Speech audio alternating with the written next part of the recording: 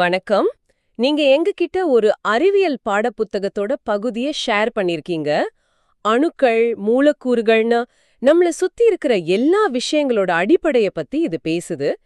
இன்னைக்கு நம்மளோட மிஷன் என்னன்னா, அணுங்கிறது பிரிக்க முடியாத ஒரு சின்ன உருண்டைன்னு நினைச்ச காலத்துல இருந்து, இன்னைக்கு நாம புரிஞ்சுக்கிட்டு இருக்கிற நவீன அணு கொள்கை வரைக்கும் ஒரு பயணம் போக போறோம். அது மட்டும் இல்ல, பீரியாடிக் டேபிள்ல பாக்கும்போது ஏன் தனிமங்களோட அணு நிறையெல்லாம் 12, 16ன்னு முழு எண்ணா இல்லாம 12.011, 15.999ன்னு டெசிமல்ல இருக்குங்கிற பெரிய மர்மத்தை உடைக்க போறோம். சரி, வாங்க இந்த உலகத்துக்குள்ள கொஞ்சம் ஆழமா போய் பார்க்கலாம். கண்டிப்பா. இது நம்ம ஸ்கூல்ல படிச்ச பல விஷயங்களுக்கு பின்னாடி இருக்கிற ஏன், எப்படிங்கிற கேள்விகளுக்கு பதில் சொல்ற மாதிரி இருக்கும். ஒரு சின்ன ஐடியா காலப்போக்குல எவ்ளோ பெரிய சுவாரஸ்யமான கதையா மாறுதுன்னு பார்க்கறதுக்கே ஒரு தனி அழகு இருக்கு. எல்லா பொருளும் கண்ணுக்கு தெரியாத சின்ன சின்ன துகள்களால ஆனதுங்கிற இந்த ஐடியா எங்க இருந்து வந்தது? நீங்க அனுப்புன குறிப்புகள்ல கிமு 5ஆம் நூற்றாண்டிலேயே கிரீக்க தத்துவ ஞானிகள் இத பத்தி யோசிச்சதா இருக்கு. ஆனா அது வெறும் ஒரு கல்பனை தானே, அறிவியல் இல்ல. ஆமா, அது ஒரு பிலோசாபிக்கல் ஐடியா தான். அவங்க கிட்ட நிரூபிக்க எந்த சோதனையும் இல்ல. உண்மையான அறிவியல் ரீதியான முதல் அடி எடுத்து வச்சது ஜான் டால்டன் தான். அவரோட கோட்பாடு தான் இந்த துறைக்கு ஒரு அடித்தளம் அமைச்சது. ஓகே, அப்போ டால்டன் தான் இந்த கண்ணுக்கு தெரியாத உலகத்துக்கு ஒரு முதல் மேப் வரைஞ்சு கொடுத்தார். ஆனா அது ஒரு பழைய உலக வரைபடம் மாதிரி இருந்திருக்கும் போல. சில இடங்கள்ல இங்கே டிராகன்கள் இருக்கலாம் அப்படின்னு எழுதி வச்ச மாதிரி. ஏன்னா அறிவியல் அங்கே நிக்கலையே. நிச்சயமா நிக்கல. நீங்க சொல்றது ஒரு அருமையான அனாலஜி. டால்டனோட மேப்ல இருந்த காலி இடங்களை நிரப்புனது தான் அடுத்த கட்ட வளர்ச்சி. ஜே தாம்சன் எலக்ட்ரானை கண்டுபிடிச்சது ஒரு சின்ன திருத்தம் இல்ல. அது நாம ஒரு நாடுன்னு நினைச்சுக்கிட்டு இருந்த ஒரு விஷயத்துக்குள்ள ஒரு புது கண்டத்தையே கண்டுபிடிக்கிற மாதிரி இருந்தது. ஆஹா, அணு பிரிக்க முடியாததுங்கிற டால்டனோட முதல் தூணே அப்போ உடைஞ்சது. அதாவது அணு ஒரு சின்ன கோலி குண்டு இல்ல, அதுக்குள்ள ஒரு தனி உலகமே இருக்குன்னு கண்டுபிடிச்சதுதான் முதல் திருப்புமுனை. அப்புறம் ஒரே தனிமத்தோட அணுக்கள் எல்லாம் ஒரே மாதிரி இருக்குன்னு டால்டன் சொன்னாரே, அது என்னாச்சு? அதுவும் தப்புன்னு தெரிஞ்சதா? ஆமா, அங்கதான் கதை இன்னும் சுவாரஸ்யமா மாறிச்சு. ஐசோடோப்புகள், அதாவது ஐசோடோப்ஸ் கண்டுபிடிக்கப்பட்டப்போ அந்த தாரணையும் உடைஞ்சது. அதாவது ஒரே தனிமத்தோட அணுக்கள் வெவ்வேறு எடையோட இருக்கலாம். ஒரு நிமிஷம், இது கொஞ்சம் குழப்பமா இருக்கு. ஒரே தனிமம்னா புரோட்டான் எண்ணிக்கை ஒண்ணுதானே, அப்புறம் இப்படி எடை மாறும்? நல்ல கேள்வி. ஒரு அணுவோட அடையாளம் அதோட புரோட்டான் எண்ணிக்கை தான். அது மாறாது. ஆனா அதோட நியூட்ரான் எண்ணிக்கை மாறலாம். நீங்க கொடுத்திருக்கிற குளோரின் உதாரணத்தையே எடுத்துக்கலாம். இயற்கையில கிடைக்கிற குளோரின்ல 17 புரோட்டான், 18 நியூட்ரான் கொண்ட குளோரின் 35 அணுக்கள் இருக்கு. அதே மாதிரி 17 புரோட்டான், 20 நியூட்ரான் கொண்ட குளோரின் 37 அணுக்களும் இருக்கு. ரெண்டுமே குளோரின் தான், ஆனா எடை மட்டும் வேற வேற.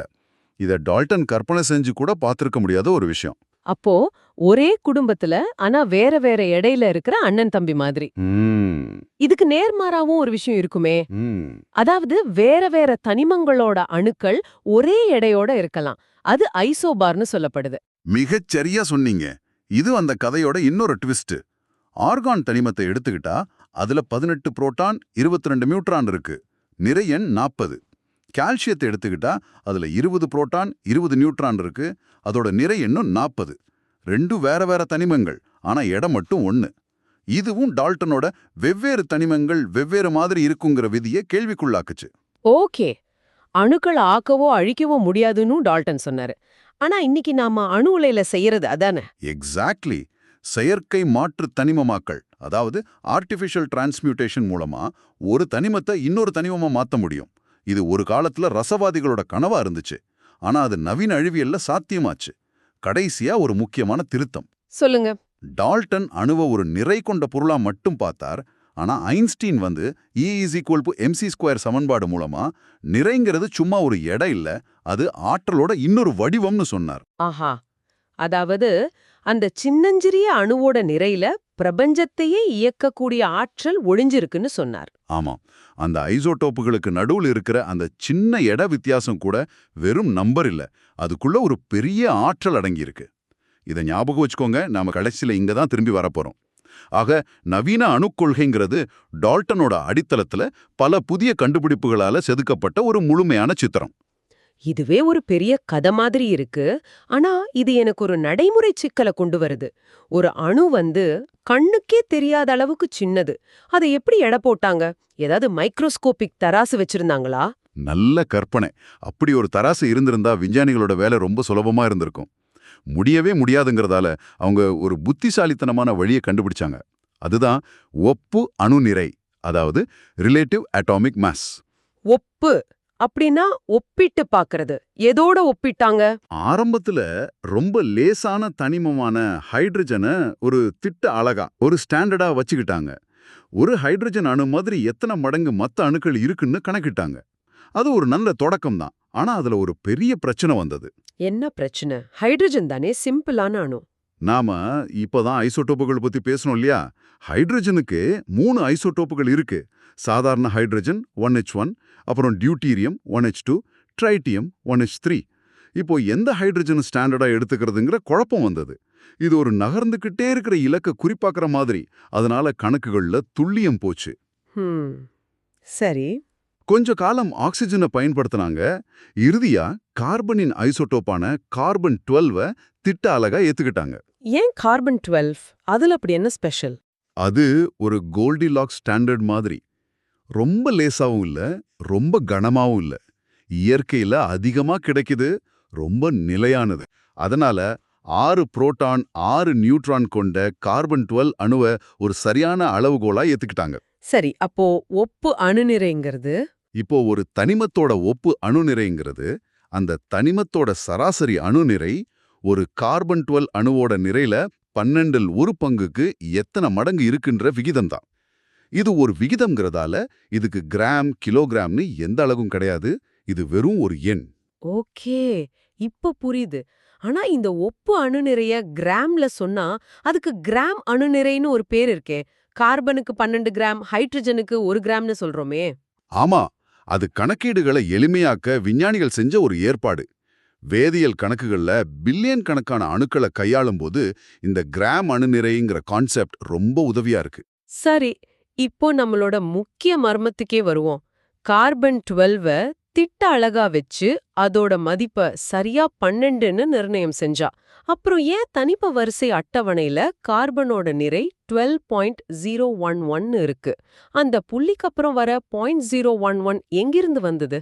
நாம இந்த டிஸ்கஷன்ல பேசின ஐசோடோப்புகள் கான்செப்ட் தான் இந்த மர்மத்துக்கான சாவி. இயற்கையில நாம பார்க்கிற எந்த ஒரு தனிமமும் ஒரே ஒரு வகை ஐசோடோப்பால ஆனதில்ல. அதே பல ஐசோடோப்புகளோட ஒரு கலவை. நாம பூமியிலிருந்து ஒரு கைப்பிடி கார்பனை எடுத்தா அதுல இருக்கிற எல்லா அணுக்களும் கார்பன் 12 இருக்காது. அப்போ அதுல வேற என்ன இருக்கும்? இயற்கையில கிடைக்கிற கார்பன்ல சுமார் 98.9% கார்பன் 12 அணுக்களா இருக்கும்.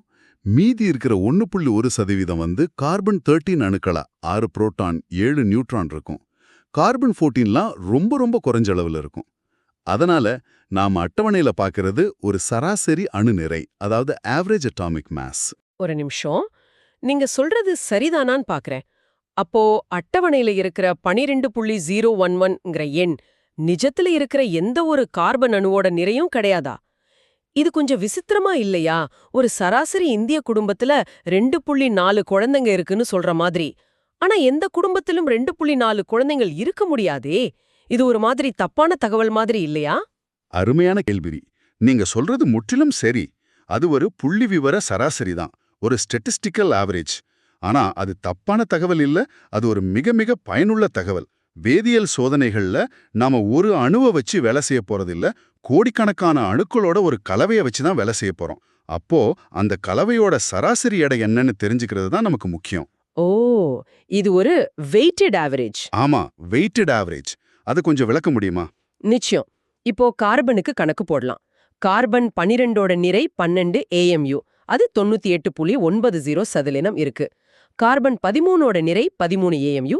அது 1.10%. அப்போ சராசரி நிறை இஸ் ஈக்குவல் டு 12 × 0.9890 பிளஸ் 13 × 0.0110. இதை கணக்கிட்டா 11.888 பிளஸ் 0.143. 12.011 AMU. ஹாஹா, இந்த கணக்குல இருந்து தான் அந்த நம்பர் வருது. அப்பாடா, இப்போதான் அந்த மர்மம் விலகுது.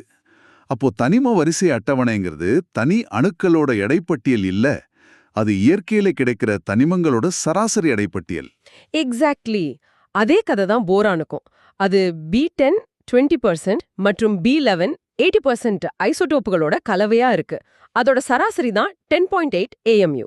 ஆக்சிஜனுக்கும் O16, O17, O18ன்னு 3 ஐசோடோப்புகள் இருக்கு.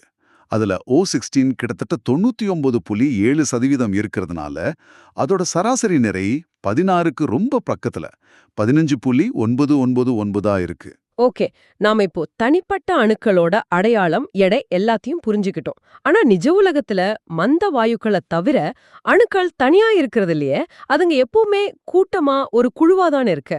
ஆமா, தனிமங்கள் ஒன்றோடொன்று இணைந்து மூலக்கூறு, அதாவது மாலிக்யூல் என்ற அமைப்புகளை உருவாக்குகின்றன. 2 அல்லது அதற்கு மேற்பட்ட அணுக்கள் ஒரு வலுவான வேதி பிணைப்பால ஒன்னா இணைஞ்சிருந்தா அதுக்கு பேரு மூலக்கூறு. இதுல வகைகள் இருக்கா?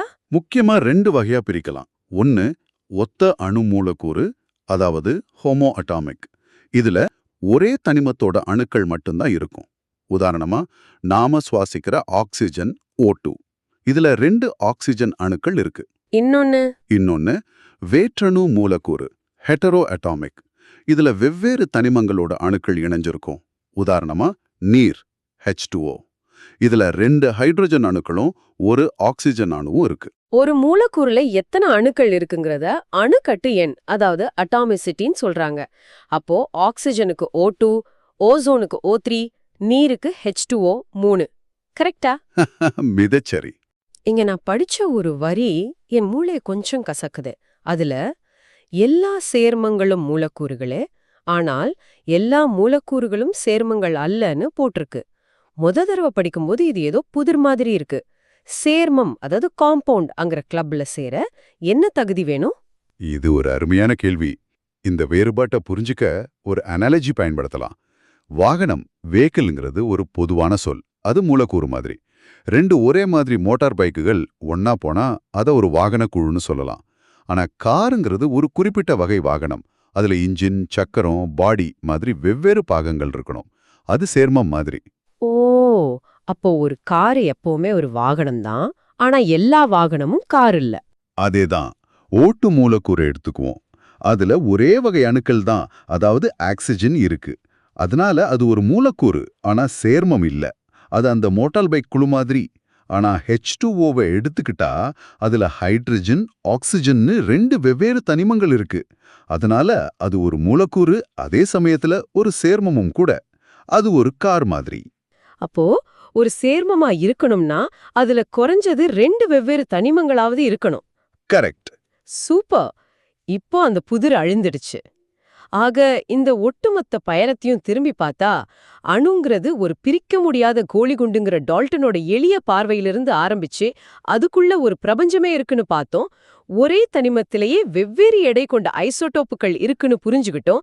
கடைசியா அந்த தனிம வரிசை அட்டவணையில இருக்கிற ஒவ்வொரு தசம புள்ளிக்கு பின்னாலையும் இயற்கையோட ஒரு ஆழமான கணக்கு ஒளிஞ்சிருக்குன்னு தெரிஞ்சுக்கிட்டோம். முடிவா ஒரு விஷயத்தை யோசிப்போம். இந்த கலந்துரையாடல் முழுக்க நாம அணுவோட மிக மிக சிறிய நிறைய பத்தி பேசணும். AMUங்கிற அளவுல கண்ணுக்கே தெரியாத எண்களை பத்தி பேசணும். ஆனா ஆரம்பத்துல நாம தொட்டுட்டு போன E=mc² சமன்பாட்டை ஞாபகப்படுத்தி பாருங்க. அது அந்த சின்னஞ்சிறிய நிறையையும் பிரபஞ்சத்தோட அடிப்படை விதியான ஆற்றலையும் இணைக்குது. ஆமா, அது இன்னும் மனசுல இருக்கு. அப்ப அதுக்கு என்ன அர்த்தம்னா, அந்த மிகச்சிறிய நிறை ஆற்றலாக மாற்றப்பட்டா அது கற்பனை செய்ய முடியாத சக்தியை கொடுக்கும்னு அர்த்தம். கார்பனோட நிறையில இருக்கிற அந்த புள்ளிக்கு பின்னாடி வர 0011 நாம ஒரு கணக்குக்காக வர்ற எண், ஒரு சராசரின்னு பார்த்தோம். ஆனா ஐன்ஸ்டீனோட பார்வையில அந்த சின்ன நிறை வித்தியாசம் கூட ஆற்றலா மாறும்போது ஒரு அணுக்குண்டோட சக்திக்கு காரணமா அமையலாம். உங்களை சுற்றி இருக்கிற ஒவ்வொரு பொருளுக்குள்ளேயும், உங்க கையில இருக்கிற போனா இருந்தாலும் சரி, நீங்க குடிக்கிற தண்ணீரா இருந்தாலும் சரி, அதோட ஒவ்வொரு அணுவுக்குள்ளேயும் எவ்வளோ பெரிய ஆற்றல் பூட்டி வைக்கப்பட்டிருக்குன்னு நீங்க எப்போதாவது யோசிச்சு பார்த்திருக்கீங்களா?